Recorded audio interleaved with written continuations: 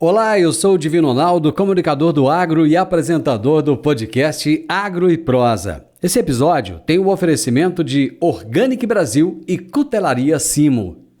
Organic Brasil, inovação e tecnologia para o futuro da agricultura, atendendo tanto pequenos quanto grandes agricultores com nossos fertilizantes de alta qualidade. Utilizamos tecnologia avançada para tratar e enriquecer a matéria orgânica por meio de processos industriais exclusivos. Nossos fertilizantes organominerais aumentam a capacidade de retenção da água do solo, tornam as plantas mais resistentes a estresses climáticos, resultados comprovados para maiores lucros. Organic Brasil, cultivando inovação, colhendo resultados.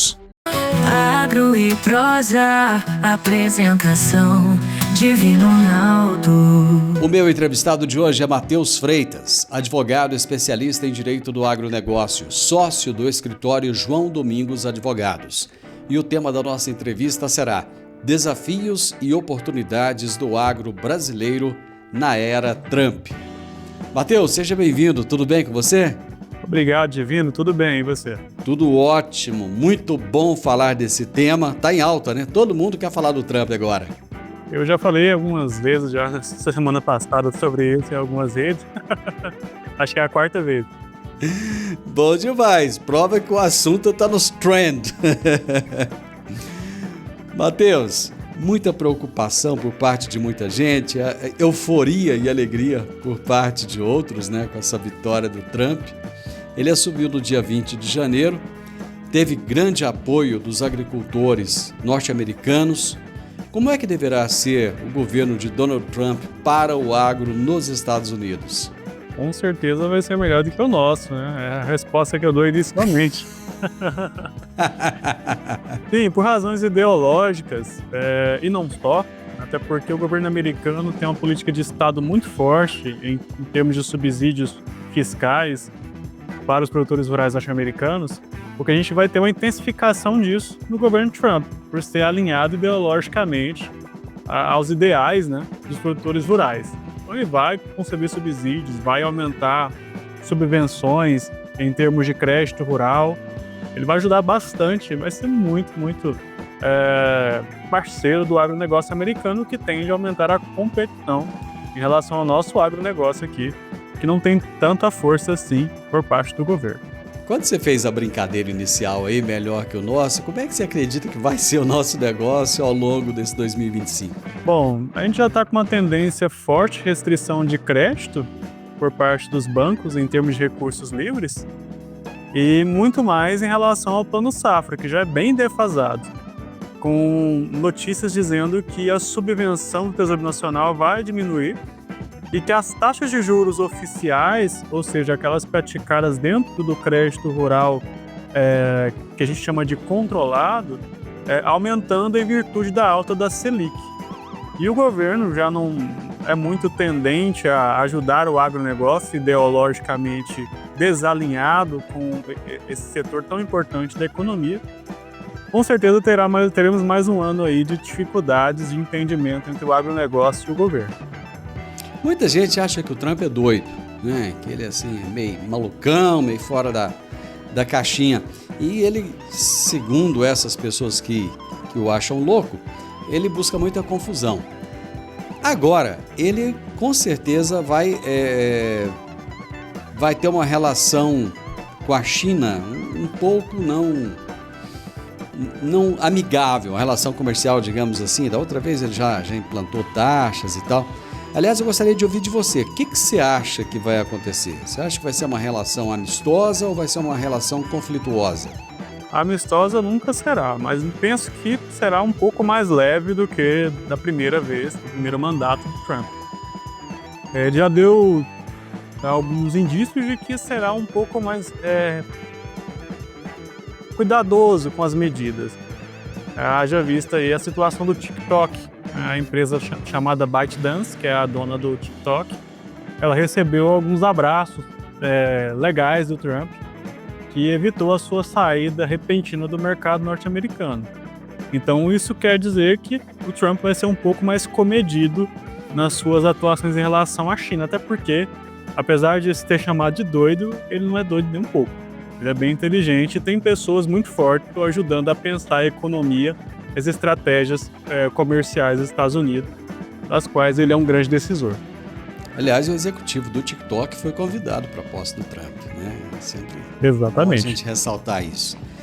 Imediatamente após a posse, o governo americano começou a deportar migrantes latinos de diversos países, inclusive do Brasil, né? O pessoal chegou aí algemado e virou aquela coisa toda, mas parece que já acontecia antes, inclusive, mas teve ali problemas com a Colômbia, o México já se manifestou, países da América Central já se manifestaram. De alguma maneira, isso pode interferir nessas relações comerciais desses países com os Estados Unidos, Matheus? Isso já acontece há muitos anos, desde 2017, pelo menos aqui em relação aos brasileiros, tem sido frequente. Pelo menos 1 ou 2 vezes por mês, aviões cheios de brasileiros chegam aqui no Brasil. E esse foi o primeiro avião do Trump e vai continuar chegando, porque, como disse hoje aqui, comentando com meus colegas, existe uma lei lá, ela tem que ser cumprida. Infelizmente, é assim que funciona. Quem está ilegalmente lá vai sofrer as consequências, porque é um governo um pouco mais duro. Mas o anterior, que era de esquerda, que era democrata, fez pegar vários imigrantes nesse país, mas que, como ideologicamente são desalinhados com Trump, agora colocaram a voz nos jornais para falar contra essas medidas que já eram realizadas há anos, desde o governo de Barack Obama.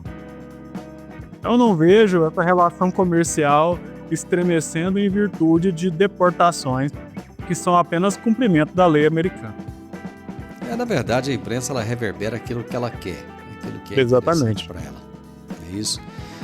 Inclusive, o presidente da Colômbia, salvo engano, disse que não receberia os aviões norte-americanos e acabou voltando atrás e recebeu, né, com o pessoal que foi deportado para lá. Mas não recebeu os próprios cidadãos, ele estava completamente equivocado. Matheus, o Brasil se tornou o maior produtor e exportador de soja do mundo, não foi à toa, foi graças a uma ação do Trump lá atrás. A China é um grande cliente da soja americana. Você acha que... você já falou aí que deve ser uma relação um pouco mais amistosa, menos conflituosa até do que foi no passado. Você acha que pode haver alguma migração de compras da China, da soja americana, para a soja brasileira?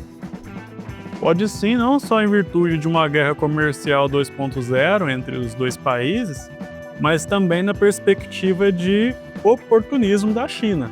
Até porque a soja brasileira se torna mais barata no mercado em virtude da alta do dólar, que é a consequência de um governo forte nos Estados Unidos. E aí a China vai comprar de quem tem o produto mais barato. Comprador é comprador, seja agente no mercado ou um player internacional comprando uma commodity. E se for chinês, então, aí é fora da curva, né? Porque eles são muito bons em comércio. Aliás, você falou do dólar forte.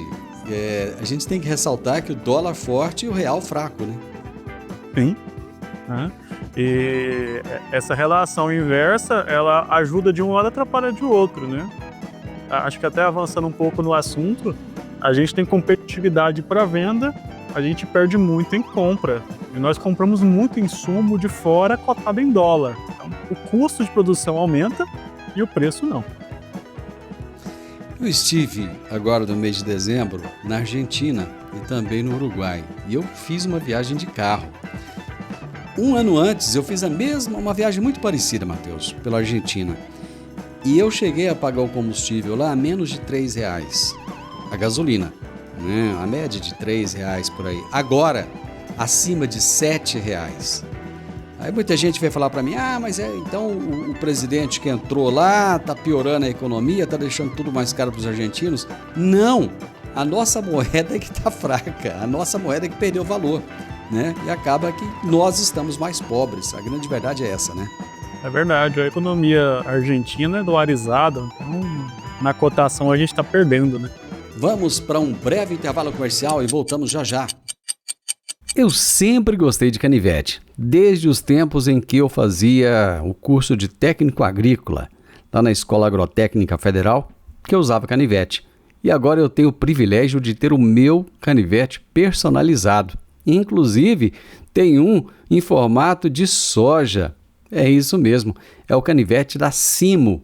Você gosta de canivete? Eu acho que vale a pena então você conhecer. Pra pescar, montar ou acampar, com canivete Simo você pode confiar. Lâmina de aço afiada e segura, com bainha de couro é qualidade pura. Canivete Simo pra você escolher, perfeito em todo lugar que você quiser ter.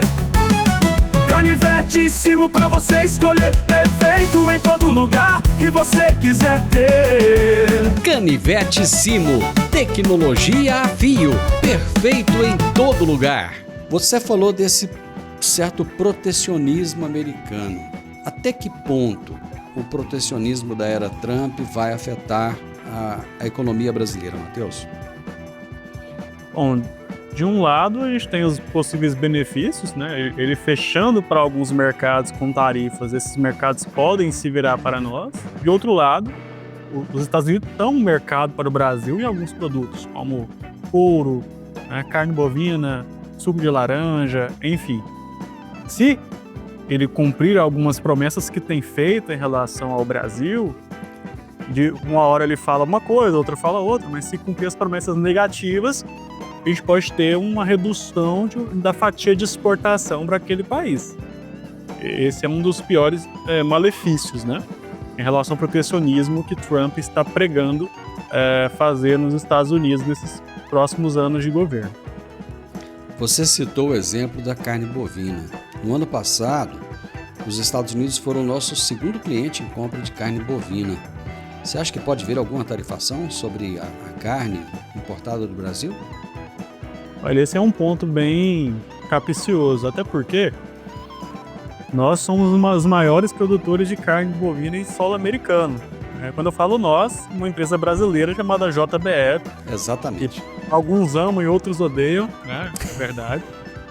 Mas ela é a maior produtora de carne em solo americano. Comprou frigorífico, né, deste século mais que qualquer outra empresa no mundo, né? É o maior faturamento, a maior receita deste ramo. Então, é o Trump que sabe, se ele quiser continuar a consumir carne americana, ele vai consumir carne brasileira do mesmo jeito, porque é a nossa empresa que está lá produzindo, é a empresa brasileira que produz naquele solo. Então, não vai fazer tanta diferença, né? As matrizes frigoríficas aqui exportam menos do que produzem lá dentro. Então, não vejo um impacto tão grande em relação à exportação brasileira para os Estados Unidos. Uma outra questão que vale a pena ressaltar é em relação ao rebanho bovino norte-americano, que ele diminuiu muito. Então, para que o Trump possa colocar aí tarifas na carne brasileira, pode ser que aconteça exatamente o que você disse aí, falte carne no mercado norte-americano, né? Eles vão ter que comprar de alguém, e nós somos os maiores produtores. Exatamente. Hemisfério Sul. Às vezes a gente está numa boa condição e às vezes está numa condição um pouco mais desagradável, desfavorável. A palavra não é nem desagradável, é desfavorável. Mas a Abramilho avalia a possibilidade da China restringir a compra de sorgo norte-americano e o Brasil poderia abocanhar uma fatia expressiva desse comércio. Existe até uma torcida, Matheus, para que nós aumentemos a área plantada com sorgo. Você acredita que a gente pode abocanhar essa fatia aí do sorgo que a China compra dos Estados Unidos? Se a China cumprir a promessa, com certeza, né? O problema é que o sorgo tem sido tão pouco competitivo em termos de preço, compensativo, na verdade, para o produtor rural, como o milho, né? Os preços não estão tão bons para a venda. Então, eu não sei se o produtor vai abandonar culturas mais competitivas, com preços melhores, para plantar sorgo em grande escala. Isso precisa ser muito evidente, muito concreto, até porque a gente começa a safrinha agora, e quem tinha que comprar semente já comprou. Para essa safrinha, não sei se a gente vai ter essa fatia de mercado, isso realmente acontecendo, mas para a próxima, pode ser que aconteça. A menos que tenhamos problemas climáticos, né, e a janela do milho fique prejudicada, porque pode acontecer, é uma possibilidade. Quando se fala de natureza, tudo é possível, né? Nesse caso, sim, né, o sorgo seria uma boa opção. Do contrário, o milho deverá continuar sendo essa opção A segunda cultura, né? Exatamente.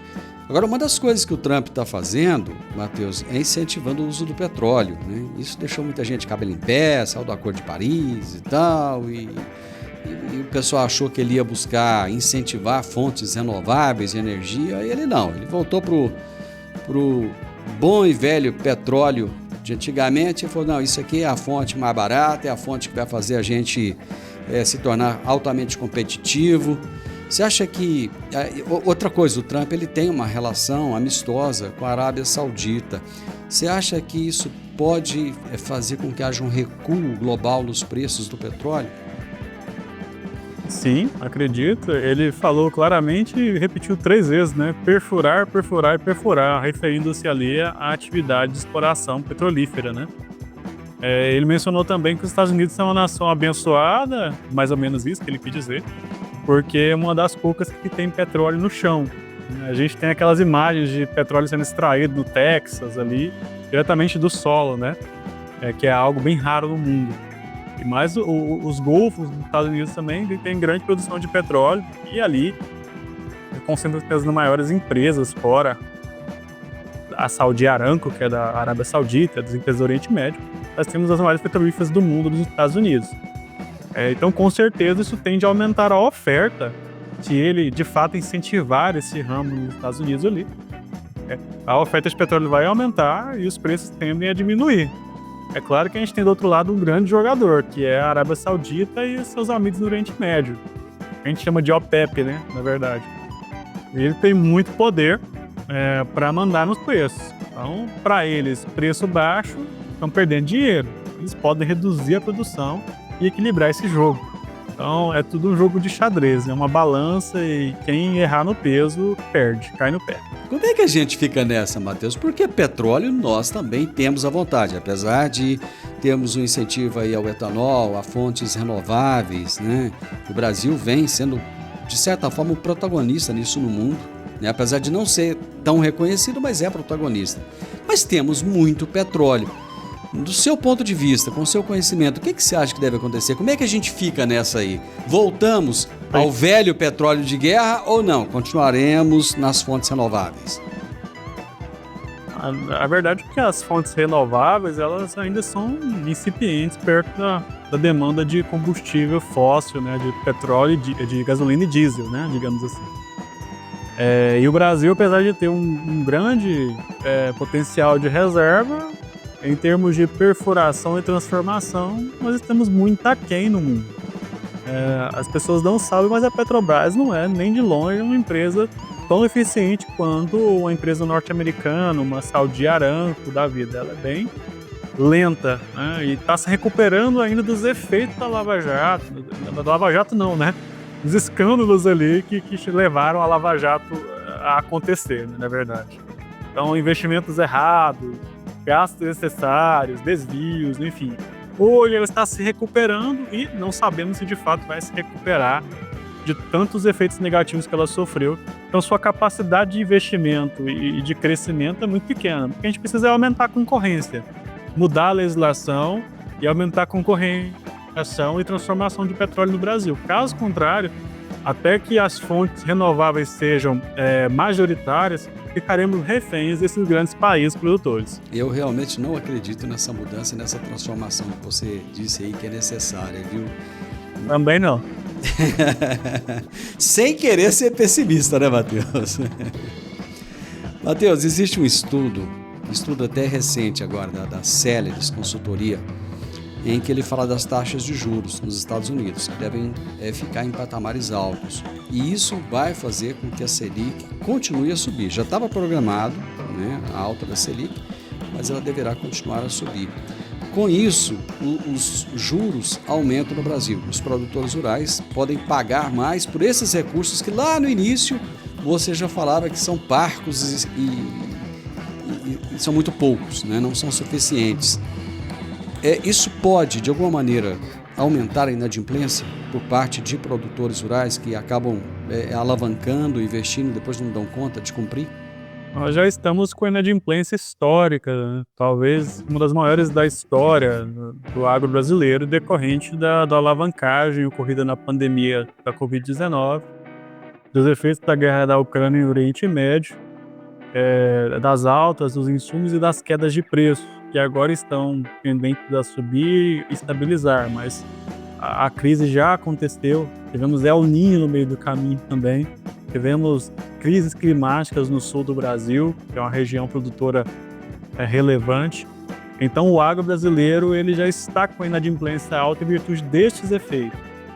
E o aumento de juros, para quem ainda tem acesso ao capital, que são poucos diante da quantidade de produtores que nós temos no Brasil, vai sim elevar a inadimplência no médio e longo prazo. E médio e longo prazo para fins de custeio é de 1 a 2 anos, 3 anos no máximo, né? Nós já temos uma Selic altíssima, então aqui o produtor estava acostumado a pegar crédito de 3, 4, 5, 3, 8%, 9%, 12% ao ano. Tem que se acostumar com juros de 15, 18, 22, 25, fora aquilo que é embutido na operação de crédito aí, produtos bancários que são colocados obrigatoriamente, né, na operação para o produtor comprar e poder fechar o pacote, né? Então os juros ficarão mais altos, a inadimplência com certeza vai aumentar. Nós teremos grandes notícias aí de produtores entrando em recuperação judicial, buscando alternativas de renegociação, e o mercado de crédito vai ter que se ajustar a essa nova realidade. Ou ele dá crédito para quem está inadimplente, quem está em dificuldade, ou ele fica sem dar crédito, né? Meu amigo, vamos esperar por tempos melhores, torcer para que as coisas fiquem melhores para o agro, não só para o agro brasileiro, a economia de uma forma geral, né? A gente fala o agro porque nós vivemos do agro e a gente vê o esforço que o produtor faz, sendo tão eficiente, mas infelizmente vive num país nada eficiente. Matheus, obrigado pela sua colaboração, pela sua participação conosco, foi um prazer conversar com você. Obrigado, Divino. Essas palavras que você deixou aqui são muito importantes, porque aqui são apenas constatações das estatísticas, né? Nós não estamos sendo pessimistas. A realidade está posta e está acontecendo. Nossa torcida, é claro, é de um Brasil melhor, de um agro melhor, que todos consigam sair dessa situação e prosperar. Muito obrigado. O negócio, gente, é acreditar que podemos ter dias melhores, né? Sermos eficientes enquanto país, como os produtores rurais brasileiros são. Acreditar como os produtores rurais brasileiros acreditam. Isso é talvez a fórmula, né, que a gente precisa de cumprir. Eu conversei com o Matheus Freitas, advogado, especialista em direito do agronegócio, sócio do escritório João Domingos Advogados. E o tema da nossa entrevista foi Desafios e oportunidades do agro brasileiro na era Trump. O podcast Agro e Prosa tem o objetivo de falar do agronegócio de forma fácil, simples e descomplicada. Diariamente conversamos com os maiores atores do agro e abordamos os mais diversos assuntos de interesse de produtores rurais, técnicos, pesquisadores, profissionais da área e simpatizantes do agronegócio. Se você gosta do nosso podcast, então você pode nos ajudar. É muito simples. Basta seguir-nos nas principais plataformas de streaming e também no YouTube. Se você deixar um gostei, compartilhar os episódios e deixar um comentário, já vai nos ajudar muito a dar relevância tanto ao podcast quanto ao canal. E o mais importante de tudo, nos siga para receber notificações de novos vídeos e episódios. Um grande abraço para você e até a nossa próxima prosa.